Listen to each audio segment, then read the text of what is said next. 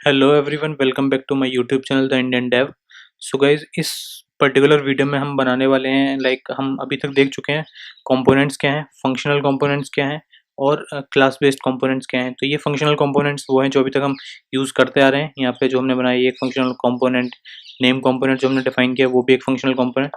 सो अब हम बात करने वाले हैं क्लास बेस्ड कंपोनेंट के बारे में इस वीडियो में पर्टिकुलरली। क्लास बेस्ड कंपोनेंट क्या है या फिर ये कंपोनेंट कहाँ से इंपोर्ट करते हैं हम। सो इस तरह का अब हम क्या करते हैं, इस पूरे जो ऐप कंपोनेंट है मेरा, इसको हम ट्रांसफॉर्म कर लेते हैं एक सिंपल क्लास बेस्ड कंपोनेंट में। मैं ये नेम कंपोनेंट हटा देता हूँ यहाँ से। ये JSX की जो डिस्क्रिप्शन थी इसको भी हटा देता हूँ। अगर आप लोगों को JSX के बारे में क्लैरिटी नहीं है तो आप लोग वीडियो देख सकते हैं जिसमें मैंने बताया JSX के बारे में। सो यस, अब हम इसको चेंज करते हैं पहले अपने ऐप कंपोनेंट को एक क्लास बेस्ड कंपोनेंट में। क्लास मैं डिफाइन करता हूँ क्लास, और इसका नाम भी हम दे देते हैं ऐप कंपोनेंट।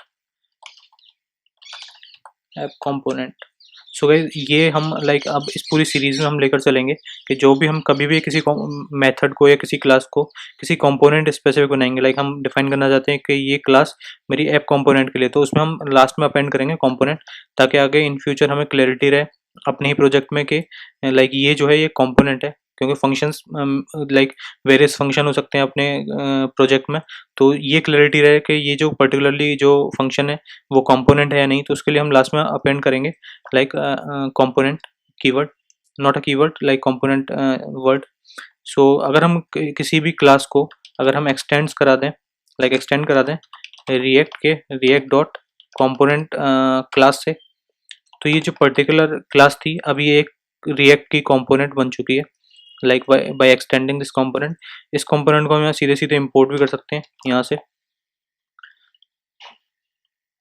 कंपोनेंट, और फिर मुझे यहाँ पर रिएक्ट डॉट कंपोनेंट लिखने की जरूरत नहीं पड़ेगी। सो यस, इस तरह से हमने क्रिएट कर लिया अपना एक कंपोनेंट, क्लास बेस्ड कंपोनेंट जो कि एक्सटेंड कर रहा है रिएक्ट के कंपोनेंट को। अब इस मेथड को यहाँ से रिमूव करता हूँ, इसको थोड़ा ऊपर लिख लेते हैं। और अब ये जो पर्टिकुलर फाइल है app.js जो कि रिटर्न कर रही है इस फंक्शनल ऐप को, अगर मैं इसको सेव करूँ वहाँ जाके देखूँ तो उसको मुझे वहाँ भी सेम कंटेंट दिख रहा है। तो मुझे क्या करना है, इस ऐप की जगह मुझे अपने ऐप कंपोनेंट को यहाँ से एक्सपोर्ट करना है, ताकि जो हमारी index.js फाइल में जो ऐप इम्पोर्टेड है उसमें मेरा ये क्लास बेस्ड कंपोनेंट जाए, ना कि ये फंक्शनल कंपोनेंट। ठीक है, अब हम इसको सेव करें और देखें तो मेरा वहाँ से UI हट जाना चाहिए। सो यस, यहाँ पर मुझे एक कुछ एरर और वार्निंग्स दिख रही हैं। सो बेसिकली होता क्या है, जो भी हम क्लास बेस्ड कंपोनेंट होते हैं जैसे हमने डिस्कस किया है, उसका जो लाइफ साइकिल मेथड है, या फिर हम कह सकते हैं जहाँ से वो हमारा जो UI यूज़र इंटरफेस है वो रिटर्न करता है, तो उसके लिए होता है इसमें इस कंपोनेंट के अंदर डिफाइंड एक मेथड रेंडर मेथड। तो जब भी ये यूज़र इंटरफेस वहाँ शो होना होगा तो इसके रेंडर मेथड पर कॉल भेजेगा, और रेंडर मेथड से जो भी हमें रिटर्न मिल रखा होगा, अगर मैं सेम कंटेंट को रिटर्न कर दूँ रेंडर मेथड से इस तरह से, तो मुझे सेम से जो सेम मेरा यूजर इंटरफेस था जो कि फंक्शनल कंपोनेंट से शो हो रहा था वहाँ पे, वो अब आ जाएगा मेरे पास क्लास बेस्ड कंपोनेंट से। सो बूम गाइस, यहाँ पर सेम कंटेंट और सेम यूजर इंटरफेस आ चुका है मेरा क्लास बेस्ड कंपोनेंट से। अब मैं इसको फंक्शनल कंपोनेंट को यहाँ से हटा देता हूँ। सो ये हमारा बन चुका है क्लास बेस्ड कंपोनेंट। अब हमें अगर डिफाइन करनी है स्टेट आपने काफ़ी ज़्यादा कीवर्ड सुना होगा, और आपने रिएक्ट पढ़ रहे हैं तो स्टेट प्रॉप्स ये काफ़ी ज़्यादा चीज़ें सुनी होंगी। अब हम पर्टिकुलरली बात कर लेते हैं स्टेट की, क्योंकि हम बना रहे हैं यहाँ पर एक क्लास बेस्ड कंपोनेंट जो कि होता है स्टेटफुल। तो हमें बात करनी पड़ेगी स्टेट की कि स्टेट क्या है। तो स्टेट जैसा कि अब जैसे एक क्लास है, तो किसी भी क्लास के अंदर हम बेसिकली, क्लास क्या होता है, प्रॉपर्टी से मिलकर बनी होती है। तो हम किसी भी क्लास के अंदर जाके प्रॉपर्टी डिफाइन कर सकते हैं स्टेट। अब मैं स्टेट लिख रहा हूँ तो ऑटोमेटिकली मुझे दिखा रहा है कि ये एक रिएक्ट कंपोनेंट के अंदर स्टेट नाम की प्रॉपर्टी ऑलरेडी डिफाइंड है। तो स्टेट जो है एक डिफाइंड कीवर्ड है रिएक्ट की तरफ से। स्टेट बेसिकली अगर मैं बात करूँ, जैसे हमारे पास कोई भी वेबसाइट है और वेबसाइट मिलती है कंपोनेंट से बनकर, तो अगर मैं किसी पर्टिकुलर कंपोनेंट की बात करूं तो एक कंपोनेंट के अंदर किसी भी एक पर्टिकुलर टाइम पे उसकी क्या स्टेट है, उसका क्या कंटेक्स्ट है, या उसके अंदर एट अ सर्टेन टाइम क्या डेटा अवेलेबल है, तो उस डेटा को और उस स्टेट को डिफाइन करने के लिए रिएक्ट ने डिफाइन कर रखा है कीवर्ड स्टेट। तो हम स्टेट के अंदर कुछ भी डेटा डिफाइन कर सकते हैं। मैं डिफाइन कर दूं नेम, मैं डिफाइन कर दिया आयुष, और मैं इसको लाइक, तो ये थी स्टेट। तो ये कंपोनेंट है, स्टेटफुल कंपोनेंट है, क्योंकि क्लास में हम प्रॉपर्टीज डिफाइन कर सकते हैं। सो इस तरह से बना स्टेटफुल। अब दूसरी बात, लाइक अब स्टेट की हमें क्लैरिटी हो गई। अब बात आती है स्टेट को हमें कहाँ डिफाइन करना चाहिए एक्चुअलिटी में। लाइक जो हमारा कंपोनेंट है उसकी लाइफ साइकिल मेथड्स हैं जिसके बारे में हम आगे बात करेंगे।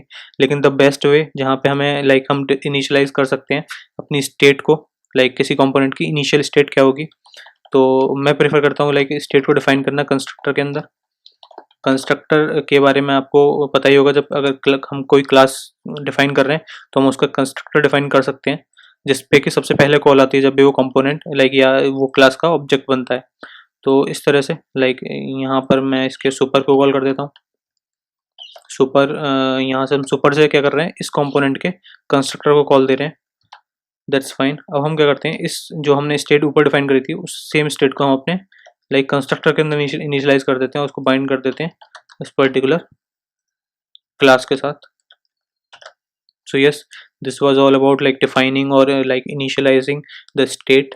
और ये बात हो गई हमारी स्टेट की कि स्टेट क्या है, क्लास बेस्ड कंपोनेंट्स क्या हैं। अब इस स्टेट के डेटा को लाइक मैं ऐसे भी डिफाइन कर सकता हूँ, यूज कैसे करना है अगर मुझे किसी कंपोनेंट के अंदर करना है। लाइक यहाँ पर मुझे यहाँ पर यूज करना है, इसके बाद यहाँ पर H3 में लाइक मैंने एक हेडिंग 3 बनाई है, उसके अंदर मैं क्या यूज करूँगा, माई नेम इज, इस तरह से मैंने कीवर्ड दिया। और यहाँ पर अगर मुझे कोई भी वेरिएबल JSX के अंदर जो कि है जावास्क्रिप्ट XML नोटेशन, तो उसके अंदर अगर मुझे कोई भी लाइक वेरिएबल यूज़ करना है तो मैं उसको करली ब्रेसेस के अंदर लिखूंगा। मैं लिखूंगा this dot state dot name. तो this dot state dot name से क्या होगा, मेरा जो स्टेट के अंदर डेटा पड़ा हुआ है उसको मैं अपने यूज़र इंटरफेस पर यूज़ कर सकता हूँ।